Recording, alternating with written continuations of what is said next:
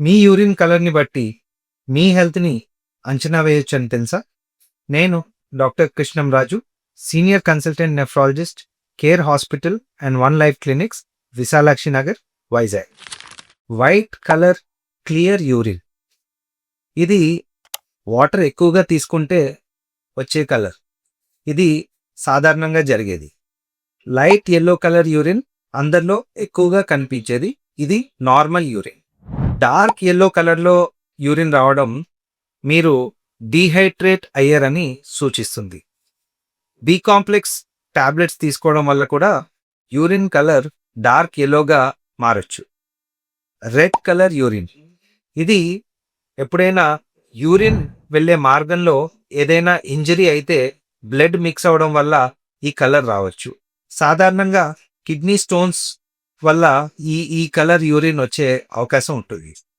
Bladder infections రావడం వల్ల కూడా యూరిన్ రెడ్ కలర్లో రావచ్చు. Brown or cola coloured urine. ఇది చాలా జాగ్రత్త పడాల్సిన యూరిన్. ఇది గనక మీరు గమనిస్తే వెంటనే మీ నెఫ్రాలజిస్ట్ని కన్సల్ట్ చేయండి. ఎందుకంటే ఇది మీ కిడ్నీ ఫిల్టర్స్ అంటే నెఫ్రాన్స్లో ఏదైనా ఇరిటేషన్ని సూచిస్తుంది. Orange colour urine. ఇది రిఫాంపిసిన్ అనే ఒక టీబీ టాబ్లెట్ తీసుకోవడం వల్ల కానీ, క్యారెట్స్ ఎక్కువ తీసుకోవడం వల్ల కానీ, కొంత డీహైడ్రేషన్ వల్ల కానీ ఈ కలర్ యూరిన్ వస్తుంది. Green colour urine.